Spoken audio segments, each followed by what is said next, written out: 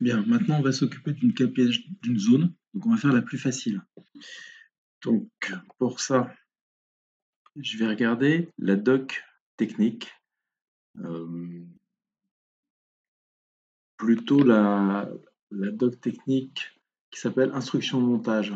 Donc si on regarde, vous avez la brochure Gridflex qui est bien pour comprendre, comment ça fonctionne. C'est-à-dire vous avez les éléments, c'est plutôt des vues 3D avec, voilà, voilà, des photos et cetera, donc c'est assez facile à comprendre. Et vous avez la doc qui est plus technique, les instructions de montage. Et quand on regarde les instructions de montage, on voit que le premier panneau, il faut le mettre pour pouvoir faire passer la tête d'étai, la tête support, il faut le mettre à 8 centimètres, de manière à ce que ça fasse 2,08 m dans le sens longitudinal et à 6 centimètres de manière à ce que ça fasse 1,06 m dans le sens transversal. Donc on va prendre la zone la plus simple. Je vais prendre mon panneau, je vais le poser et là, je vérifie bien que je suis au niveau 2 et ici, je le positionne. Mon panneau fait 2 mètres par 100 comme ça, donc si je reprends ce que j'avais dit tout à l'heure, ici, je le cote et je cote cette partie-là, si j'y arrive, voilà. Mon panneau, le premier, il faut que je le mette dans le sens longitudinal à 8 centimètres et dans le sens transversal à 6 centimètres. Voilà. Ça me permettra de mettre la tête support ici, la tête d'étai. Maintenant, je peux utiliser la commande réseau. Donc réseau, je pars d'ici et je vais le mettre, je vais lui mettre avec un axe de 100, un écart de 100, pardon, hop, comme ceci. Et là, je peux rentrer plusieurs panneaux de manière à avoir couverte longueur. Donc, alors, je vais faire par petites approximations. Et si je fais 10, ça déborde. Donc, je vais plutôt mettre 9. Voilà. Ensuite, quand je peux prendre celui-ci, et j'y arrive pas forcément. Alors, la commande réseau est un petit peu contraignante, hein. Je peux dissocier le groupe si je veux, une fois que j'ai trouvé mon calpinage. Voilà, comme ça j'ai tous mes panneaux qui sont séparés. Hop, je l'attrape, c'est facile. Et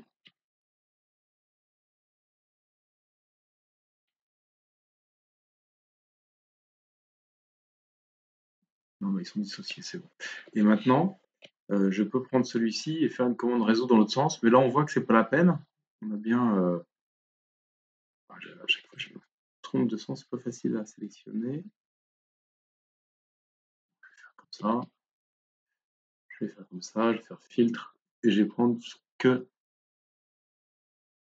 les équipements spécialisés. Ah oui, il me les prend en tant que groupe. Bon, c'est pas grave. Je les prends comme ça. À ce moment-là, j'utilise CTRL. Voilà. Et là, je les duplique et je les colle. Voilà. Et là, on voit que c'est plutôt pas mal. J'ai pas grand-chose à compenser. Mais ce qu'on pourrait faire, c'est essayer dans l'autre sens, voir si ça tombe pas mieux. Parce que les panneaux, on peut les mettre dans le sens longitudinal comme ça ou dans l'autre sens. Voilà. Là, ça dépend de la taille de la pièce. Ce qui compte, c'est de couvrir la plus grande surface possible. Donc maintenant, on va mettre les autres panneaux. Donc celui-ci, par exemple.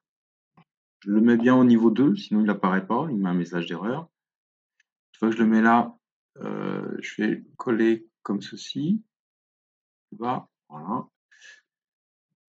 Quand je l'ai mis, ce qu'on peut vérifier tout de suite, si vous avez, vous avez deux écrans, donc vous pouvez mettre votre deuxième écran dans le bon sens, vous pouvez regarder, vous pouvez contrôler que sur la vue 3D, ça se passe bien, c'est-à-dire que ce serait effectivement possible de venir glisser celui-ci par en dessous. Donc là, ça fonctionne. Celui-ci, je le copie-colle et je le mets, s'il veut bien, je serre un peu, et voilà, je le mets là. On a le droit à max 20 centimètres ici, donc il n'y a pas de souci. Maintenant, je vais prendre les panneaux jaunes, ceux-ci, compensation longitudinale. Alors, petite astuce, donc toujours pareil, je le mets sur le niveau 2. Et petite astuce, quand vous le posez, vous voyez, par exemple, là, il est dans le mauvais sens. Bon. En appuyant sur espace, avant de le poser, ça permet de le tourner automatiquement. Ça, c'est un élève qui m'a montré ça. C'est plutôt pratique. Donc, je peux le caler, par exemple comme ceci, ou je vais le caler en haut plutôt, ce sera plus facile. Alors, attendez, je regarde, parce que là, ici, j'ai pas beaucoup de place, il faut que je puisse le placer. Voilà. Je vais le placer comme ceci. Pareil, si j'ai un doute, donc là, normalement, toujours pareil, il faudra que je place ma tête support, et ici aussi, il faudra que je place ma tête support, parce que là, j'ai mes étais qui vont être en bout, mais sur les parties de compensation, il faudra placer des étais aussi, hein, qui puissent reprendre la partie en porte-à-faux. Deuxième chose, oui, et puis il faut bien que là, ça puisse coulisser. Toujours pareil, si vous avez un doute, vous allez regarder sur la vue 3D. On voit que là, quand je vais le poser, je le mets verticalement, je le pose par-dessus et je peux le faire coulisser. Donc ça a l'air de fonctionner. Mince, pardon. Je me remets là. Donc là, normalement, je le copie-colle. En copie multiple, je vais mettre multiple. Ou je pourrais faire réseau, hein, comme tout à l'heure.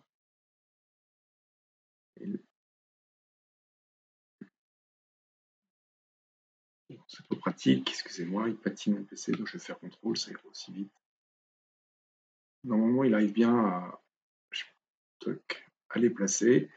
Vous le placez jusqu'au bout, et après, juste après, on va aller voir la petite zone de compensation. Et maintenant, pour la compensation, on attrape les panneaux. Alors, j'appuie sur, je le mets au bon niveau et j'appuie sur espace pour le mettre dans le bon sens. Voilà. Et je le mets comme ceci.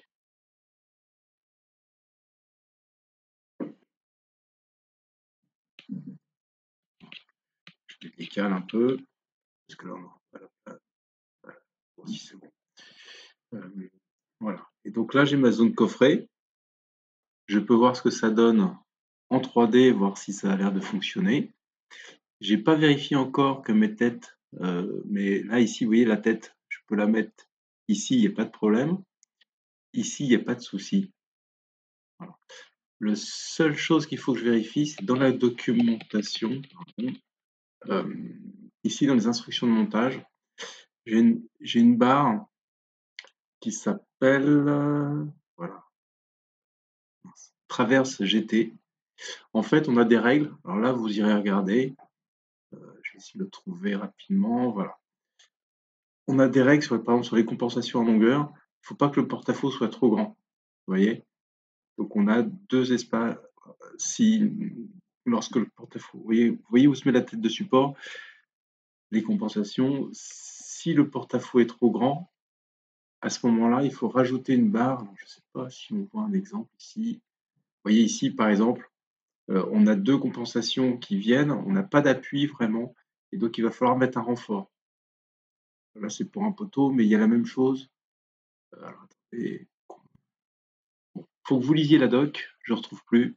Mais si vous lisez la doc, tout ça, c'est expliqué avec les façons d'assembler les panneaux pour que tout soit en sécurité et les débords à pas excéder. On comprend bien que si ce support-là, on est complètement sorti, bah, il n'aura pas de quoi s'appuyer sur cette poutrelle-ci, etc. Donc il y a des règles à respecter de manière à ce que être sûr que ça ne bascule pas, que ça puisse reprendre les charges. Voilà, je vous laisse lire la documentation. Le boulot qui vous reste à faire maintenant, c'est de continuer le calpinage sur ces zones-là et à mettre les étais.